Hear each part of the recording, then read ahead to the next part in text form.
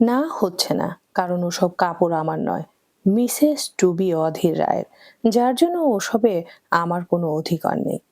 তৎক্ষণাৎ জোয়ারের বেশি টান টান হলো রুদ্ধ মানবে, দৃঢ়তা বাড়ল সুদর্শনের মুখাবয়ে। দৃষ্টি যুগলে এক প্রকার অদৃশ্য আগুন লেপ্টে তক্ষণি নিজ বলিষ্ঠ হাতের আক্রমণ বসালো রমণীর কোমল চোয়াল রেখায়। ঘটনার প্রবাহের আকস্মিকতায় ভরকায় মাহি, যেন ঘটনা প্রবাহের সকল সিঁড়ি পূর্ব থেকে নখদর্পণে তার। বলিষ্ঠ পুরুষ জোর বাড়াচ্ছে হাতের, অনমনীয়তায় বোকা মানবীর বেল্লব মুখখানা তুলেছে খানিক উঁচিয়ে। আহমিকায় পরিপূর্ণ ঘাটটা সম্পূর্ণ ঝুঁকিয়ে এনে কটমট কণ্ঠে শুধালো, কি বললি? আরেকবার বলতো। রমণী স্থির, নাকের পাটা ফুলিয়েছে বেশ। এক মুহূর্তের অভিঘাতে জোয়ালের ব্যথা বেমালন ভুলে গেলেন তিনি। তিক্ত মেজাজে খ্যাক খ্যাক করে কোনো মতে অধর নাড়িয়ে আওড়ালো, কানে শোনেননি আপনি? একটা মাইক আনবো? আমার মুখে নিজের উডবির কথা শুনতে বুঝে ভীষণ মজা লাগছে? অসভ্য লোক কোথাকার। ভোগ যেহেতু করবেন এমনিতেই করুন না, তার জন্য শুধু শুধু অন্যের জিনিসপত্র দিয়ে অত সাজগোজ করানোর কি আছে? শুনুন বেস্ট, অন্যের অধিকারে হস্তক্ষেপ করার মতো জঘন্য রুচি আমার কোনো কালেই ছিল না, এখনো নেই। শব্দদোষের কণ্ঠে সে কি উপচে পড়া রাগ, ঝাঁঝালো বাক্যবাণে নির্দয় মানবকে জর্জরিত করার ব্যাপক প্রয়াসে কমতি নেই এক ফোঁটাও।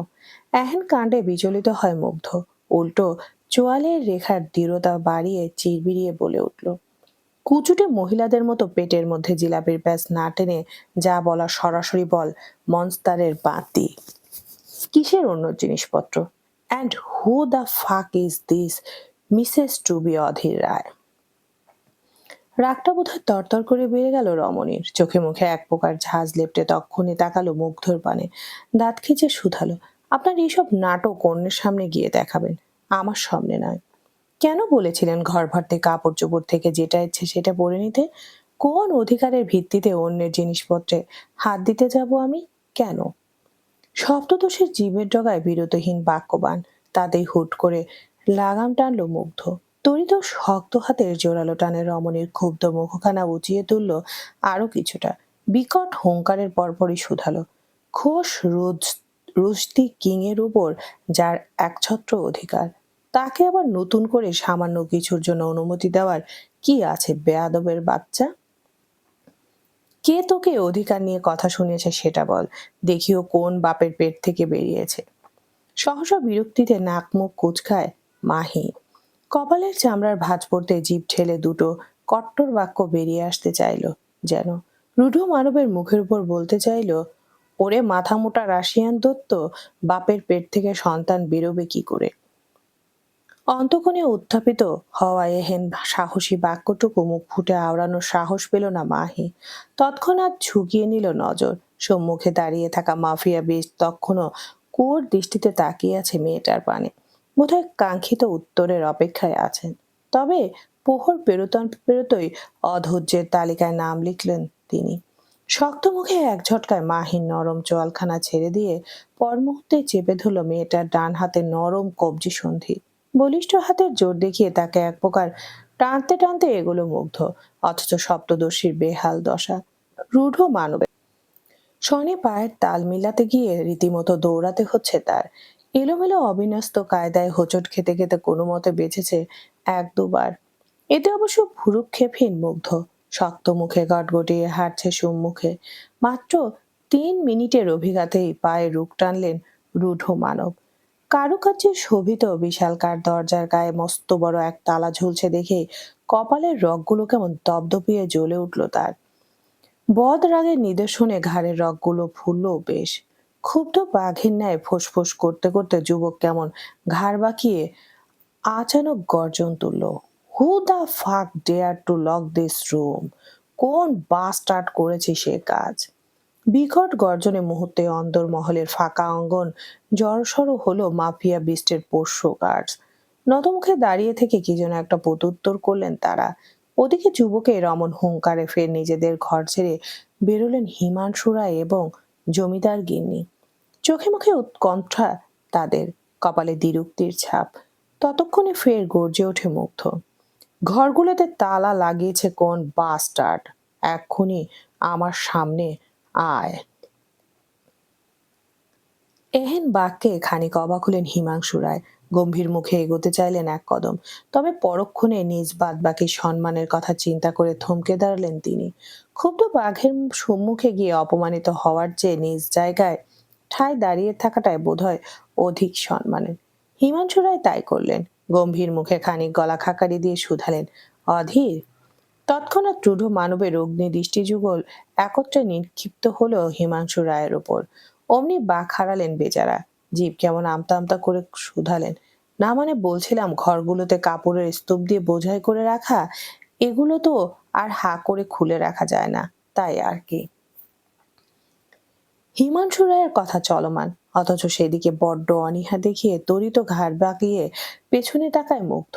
নিজ বলিষ্ঠ দেহের আড়ালে লুকিয়ে থাকা ক্ষুব্ধ রমণীর পানে আলতো ঝুঁকে এসে গমগমে গলায় জিজ্ঞেস করলো, তোকে কে বলেছে এখানকার ঘরগুলোতে যা আছে তা অন্যের? কে বলেছে?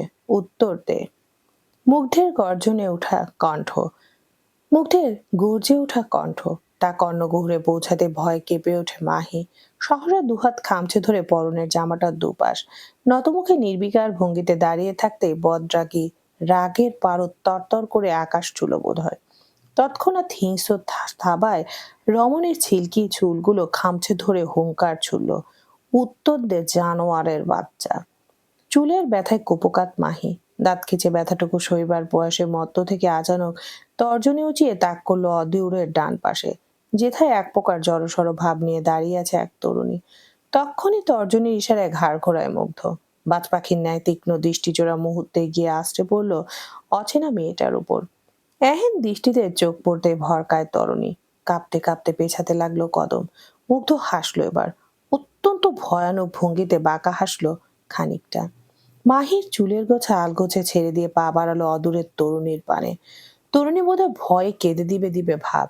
কয়েক কদম পিছিয়ে পান ভয়ে পালাতে গেলে গার্ড সাধলো বাঁধ। এগিয়ে এসে শক্ত হাতে পাকড়াও করলো মেয়েটাকে।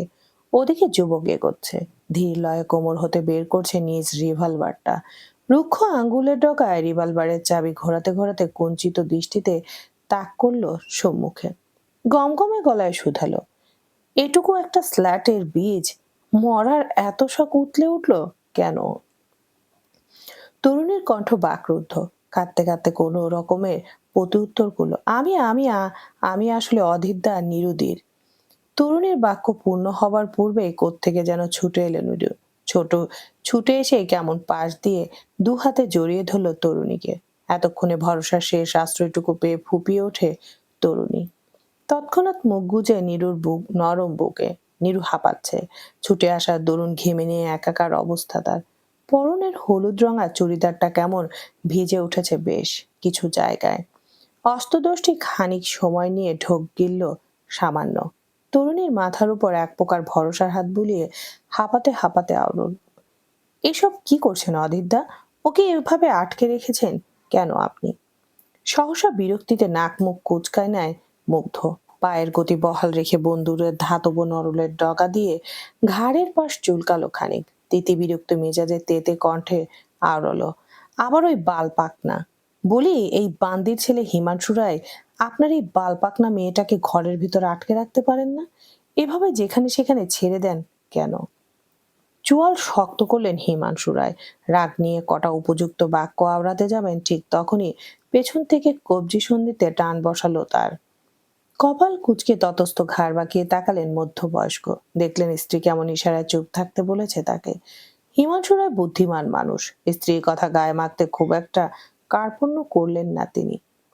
এদিকে মুগ্ধ ততক্ষণে এগিয়ে এসে দাঁড়িয়েছে নীরুর সম্মুখে। মুখটা অন্যত্র ঘুরিয়ে রেখে চোয়াল শক্ত রেখে গমগমে গলায় আওড়ালো, সামনে থেকে সর বালপাক না। ছড়ল না নীরু, উল্টো তরুণীকে আগের ন্যায় জড়িয়ে রেখে বিচলিত কণ্ঠে আওড়ালো, অধীরদা, ওর দোষটা অন্তত বলুন। ও কি এমন করেছে যার জন্য ওকে এমন একটা শাস্তি দিতে হচ্ছে আপনার? তৎক্ষণাৎ প্রত্যুত্তর দেওয়ার বদঅভ্যাস নেই রূঢ় মানবের। বদমেজাজি ভাবাবেগে দাঁত কিরমির করতে করতে আচানক ট্রিগার তুলল বন্দুকের। অতঃপর কোনরূপ বলা কওয়া ছাড়াই সরু ধাতব নলখানার সম্মুখে তাক করে শক্ত কণ্ঠে বলে ওঠে, সামনে থেকে সরবি না মরবি।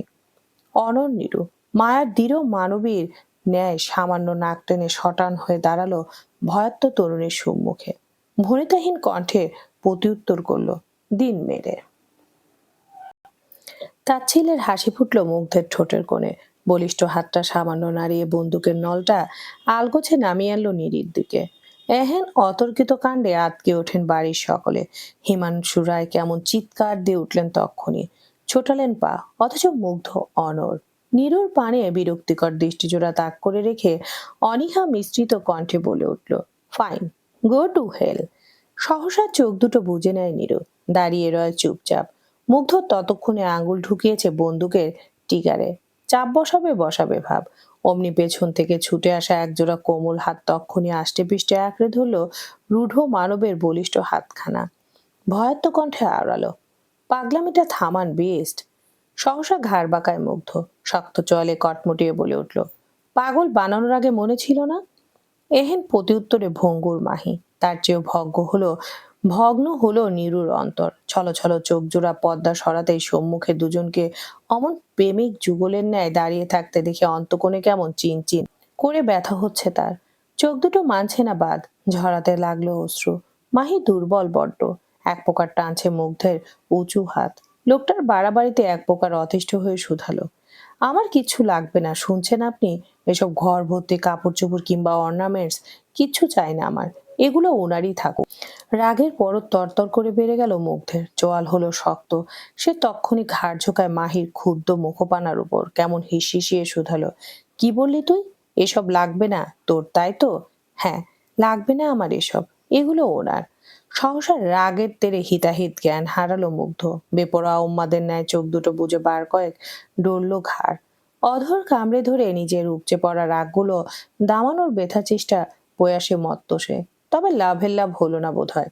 রাগ বাড়ছে বই কমছে না তার।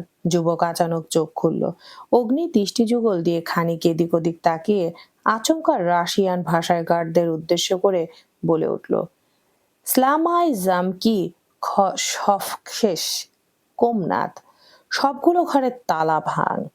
হুকুম তামিলে তৎক্ষণাৎ মত্ত হলেন গার্ডেরা।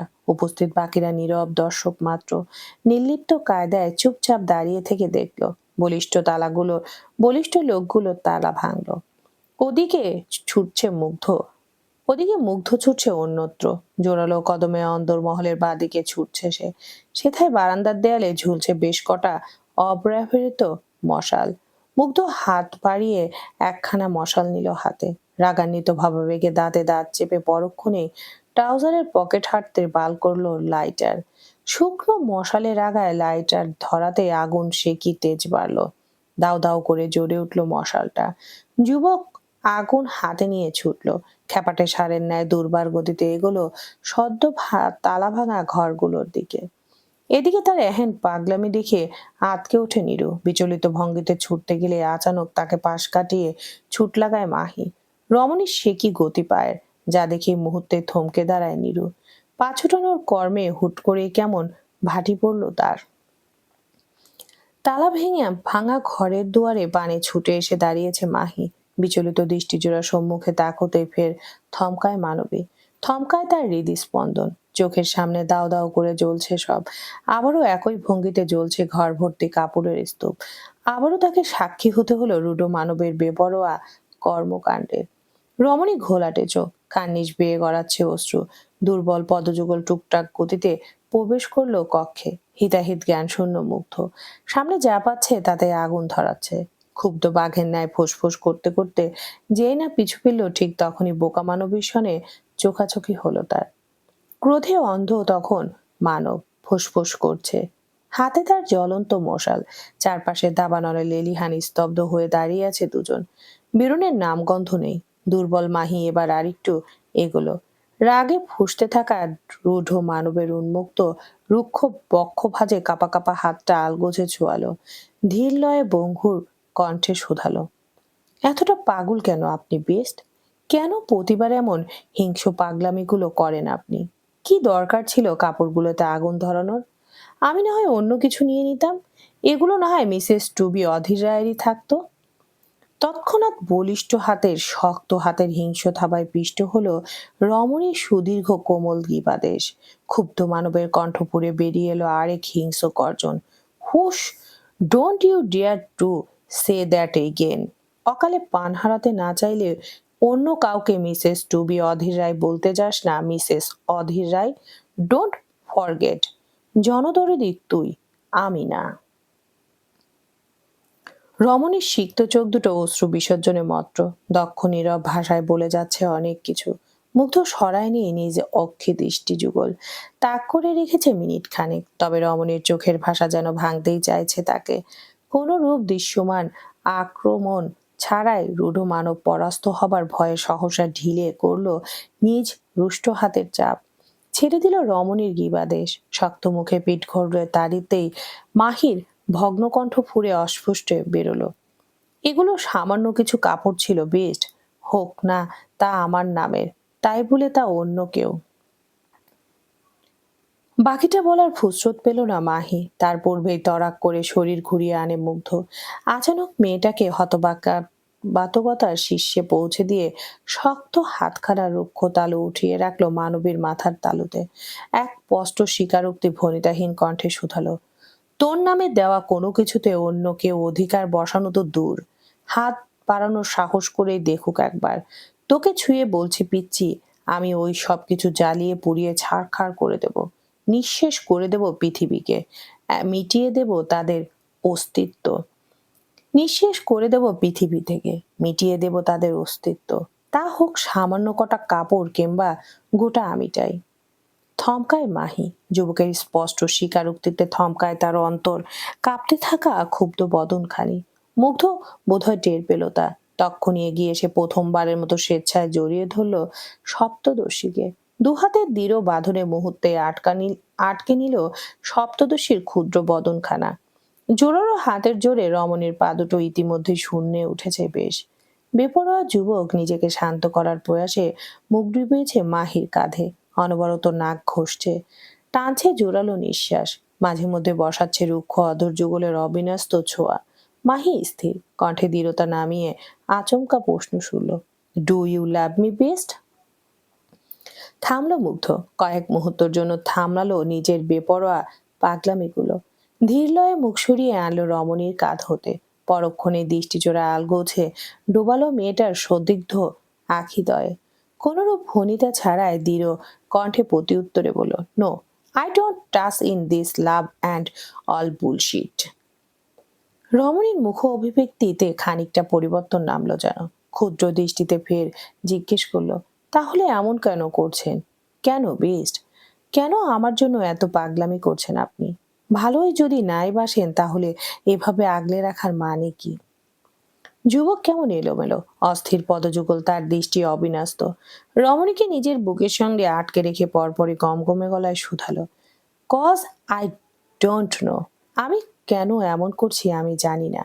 তোকে সবসময় চোখের সামনে রাখতে ইচ্ছে করে শুধু। ইদানিং তোকে না দেখলে নেশা হয় না। তোকে সবসময় নিজের করে রাখতে হবে, এতটুকুই জানি। তোর প্রতি আমার একটা অদ্ভুত অ্যাট্রাকশন কাজ করে বিউটি। তোকে দেখলে শান্তি লাগে, এটুকুই। তুই তুই আচ্ছা বাদ দে ওসব, চল চল আমরা ইন্টিমেট হব, চল। মুগ্ধের এরূপ পাগলামিতে হতবিহ্বল মাহি। কেমন প্রতিক্রিয়া দেখাবে তা নিয়ে সন্দিগ্ধতায় ভুগছে বেচারি। মুগ্ধ পা বাড়িয়েছে, রমণীকে কোলে নিয়ে এগোচ্ছে ঘরের বাইরে। মাহির মুখ নত, ভগ্ন কণ্ঠ ফুঁড়ে অস্পষ্টে আওড়ালো, আমাদের বিয়ে হয়নি বেস্ট। সহসা থমকে দাঁড়ায় মুগ্ধ। কপাল কুঁচকে ক্ষুব্ধ দৃষ্টিতে তাকায় মাহির পানে। মেজাজ খিচে যাওয়ার গমগমে গলায় বলে ওঠে, you have done a contract marriage right? সেদিন থেকে তুই আমার সিগনোরা, অ্যান্ড দ্যাটস ইট। জনসমাগমে পরিপূর্ণ জমিদার বাড়ির বহির্মহল। ফায়ার ব্রিগেড গাড়ি ছুটছে, দেখছে ছুটছেন তারা। উৎসুকের ন্যায় ভিড় জমিয়েছে চারপাশে। প্রায় মিনিট বিশেকের প্রচেষ্টায় আগুন থামাতে সক্ষম হলেন ফায়ার ফাইটাররা। চলছে বাদবাকি চলছে বাদবাকি কাজ। হিমাংশু রায় কেমন গম্ভীর মুখে দাঁড়িয়ে আছে অন্দরমহলের প্রশস্ত অঙ্গনে। ঘাড় উঁচিয়ে এক দৃষ্টিতে তাকিয়ে আছে তিনতলার দিকে। তন্মধ্যে বেশ পরিচিত দুজন প্রতিবেশী এগিয়ে এসে দাঁড়ালেন মধ্যবয়স্কের দুপাশে। কাঁধে হাত রেখে সন্দিহান গলায় জিজ্ঞেস করলেন, অমন করে আগুন লাগলো কি করে হিমাংশুদা? ইলেকট্রনিক সার্কিট বাস্ট হয়েছিল নাকি? হিমাংশু রায়ের দৃষ্টি অটুট, গম্ভীর কণ্ঠে কেবল প্রত্যুত্তর করলো, ধরে নাও তাই। ঠক ঠক ঠক। ঘর লাগোয়া ওয়াশরুমের দরজায় অনবরত পড়েছে জোরালো চাপড়। দরজার ওপাশ থেকে রুডু মানব কেমন অস্থির কণ্ঠে বলে যাচ্ছে, সিগনোরা, কদিনের জন্য ঢুকলি ভেতরে? তাড়াতাড়ি বের হ সিগনোরা। ভয়ে ভয়ে শুকনো ঢোক গিলছে মাহি। ওয়াশ বেসিনের ফোসেট ঘুরিয়ে পানি ছেড়ে দিয়ে উদ্দাম বেগে ওয়াশ বেসিনের ফোসট ঘুরিয়ে পানি ছেড়ে দিয়েছে উদ্দাম বেগে। তবুও দুয়ারের ওপাশ থেকে রুডু মানবের কণ্ঠ স্পষ্ট শোনা যাচ্ছে। মাহি পেছালো 2 কদম। এর মধ্যে ওপাশ থেকে ফের ভেসে এলো, তুই বের হবি নাকি আমি দরজা ভেঙে ঢুকবো? কোনটা? ভীত রমণী। রুডু মানবের ভয়ে কাঁপছে কেমন। কাঁপতে কাঁপতে গিয়ে লুকালো বেসিনের নিচে। 2 হাত দিয়ে চেপে ধরলো নিজ কান দুটো। ওদিকে দুয়ারের ওপাশে দাঁড়িয়ে থাকা বেপরোয়া যুবকের লাগামহীন কাণ্ড বাড়ল। চোয়াল শক্ত করে আচানক পেছালো 1 কদম। অতঃপর বলিষ্ঠ পায়ের জোরালো শক্তিতে দরজার গা বরাবর সজোরে বসিয়ে দিল 1 লাথি। অমনি বেচারা দরজাটা গায়ে কেমন বিকট শব্দে ধীরে ধীরে ফাটল ধরতে লাগলো।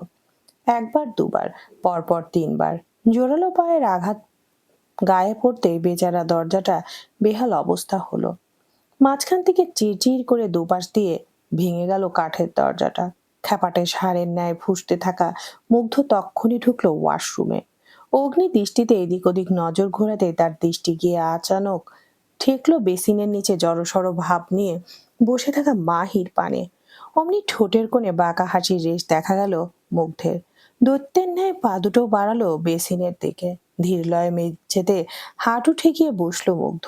2 হাতে মুখ ঢেকে কাঁপতে থাকা রমণীর পানে তাকিয়ে ভরাট কণ্ঠে শুধালো, সিগনোরা। আঁতকে ওঠে মাহি। ধীরলয়ে হাত সরায় মুখবয় থেকে। শুকনো ফাঁকা ঢোক গিলে আওড়ায়, আমার খুব ভয় করছে বিষ্ট। ভুরু গোটায় মুগ্ধ। সন্দিহান গলায় প্রশ্ন করে, কেন? রমণীর সে কি ভয়? মাঘ মাসের ঠান্ডা ন্যায় হাড়হিম ধরে যাচ্ছে তার। সর্বাঙ্গে কাঁপন হয়েছে স্পষ্ট। কম্পিত কণ্ঠে কোনো মতে জবাব দিল, আপনি আপনি একটা দৈত্য। আপনার ওই হাত দিয়ে আমায় ধরলে আমি সত্যি মরে যাব বিষ্ট। তাহলে কি হাত দুটো কেটে ফেলবো? যুবকের সন্দিগ্ধ কণ্ঠ। তার পিঠে বোকা মানবী তৎক্ষণাৎ প্রতি উত্তর করলো না। রয়ে শয়ে শুধালো, আপনি আমায় সবসময় ব্যথা দেন বিষ্ট। গা ছাড়া ভাব ধরে মুগ্ধ। হাত বাড়িয়ে আলগোছে টেনে ধরে মাহির নরম কবজি সন্ধি। হালকা একটু টান বসাতে কেমন কোকিয়ে ওঠে মাহি। অস্ফুষ্ট রে শুধায়, আল্লাহ গো, শেষ, আমার হাত শেষ। মুগ্ধ হতভম্ব, হতবাক চোখে তাকিয়ে রইল এক পলক। পরপরই সদ্বিগ্ন গলায় আওড়ালো, স্টেঞ্জ, আমি তো একদম হালকা ভাবে ধরলাম, এতেই হাত শেষ হয়ে গেল? কবজি সন্ধি চেপে ধরে ফোপাচ্ছিল মাহি। যুবকের কথা শেষ হতে না হতেই তড়াক করে বাড়িয়ে দিল আহত হাতটা। ঝাঁঝালো কণ্ঠে বলে উঠল, দেখুন, এটা হালকা ছিল। মনে হচ্ছে কবজিটা বোধহয় জায়গা থেকে ছিঁড়ে যাচ্ছে। এটাকে হালকা মনে হলো কোন দিক থেকে আপনার? মুগ্ধের সন্ধিষ্ট দৃষ্টিজোড়া মেয়েটার ফর্সা হাত পানে নিবদ্ধ। কবজি সন্ধি বরাবর লাল দাগ বসে গিয়েছে ইতিমধ্যে। ফোলা ফোলা ভাবটা বোধহয় সদ্যই হয়েছে। মুগ্ধ কেমন হতভম্বের ন্যায় ধীরলয়ে তাকালো নিজ বলিষ্ঠ হাতটার দিকে। মনে মনে শুধালো, এত হালকাভাবে ধরেও এই অবস্থা? ওর সাথে হ্যাঙ্কি ম্যাঙ্কি করতে গেলে ও আদৌ বাঁচবে? নিজ ভাবনার জলাঞ্জলি দিয়ে খুব একটা সময় নিল না মুগ্ধ। গম্ভীর মুখে পরপরই শুধলো, চল চল, বেরিয়ে আয়, হাঁকি পাঙ্কি করতে হবে। আটকে ওঠে মাহি। আহত কবজি সন্ধি বুকের সাথে চেপে রেখে তরিত দুধারে মাথা নাড়িয়ে শুধায়, না না, আমি মরে যাব। আপনার মতো দৈত্যর কাছে গেলে আমি মরে যাব। বিরক্ত মুগ্ধ মেয়েটাকে জোরপূর্বক পাজা কোলে তুলে নিয়ে প্রত্যুত্তরে বলে ওঠে, ইন্টিমেন্ট হলে কেউ মরে না মনস্টারের বান্দি। কেউ মরে না, তবে আমি মরবো শিওর। মুগ্ধ হাঁটছে এবার। ভাঙা দরজা দিয়ে বেরোতে বেরোতে বলে ওঠে, আমি আছি তো, ডাক্তারের বন্যা বইয়ে দিব না চারপাশে। শুকনো ঢোক গিলে আরো কটা বাক্য আওড়াতে উদ্যত মাহি, কিন্তু আর তা হলো কই। তার আগে দুটো রুক্ষ অধর এসে আচানক মিলন ঘটালো তার নরম তুলতুলে অষ্টপুটের স্বনে। গভীর উন্মত্ত টানে কুপকাত করে দিচ্ছে রমণীর তুলতুলে অধৈর্যকর। সহসা পোস্তর খান্ডের ন্যায় জমে গেল মাহি। চোখ মুখে খিচে নিল এক প্রকার। অথচ অধৈর্য রূঢ় মানব রুক্ষ অধৈর্যগুলোর বেপরোয়া স্পর্শে সপ্তদশীকে ভেঙে গুড়িয়ে দিতে বড্ড দক্ষ সে। বিছানার ধারে এগিয়ে এসে সযত্নে রমণীকে নামিয়ে দিল মখমলি বিছানার কোলে। অষ্টপুট মুহূর্ত খানিকের জন্য বিচ্ছিন্ন করে মিলন ঘটালো দৃষ্টি যুগলে। সিক্ত ঠোঁটে বাঁকা হাসির রেশ টেনে আচানক শান্ত কণ্ঠে শুধালো, গলায় যত জোর আছে আজ দেখাস ওকে। I won't mind today. চলবে।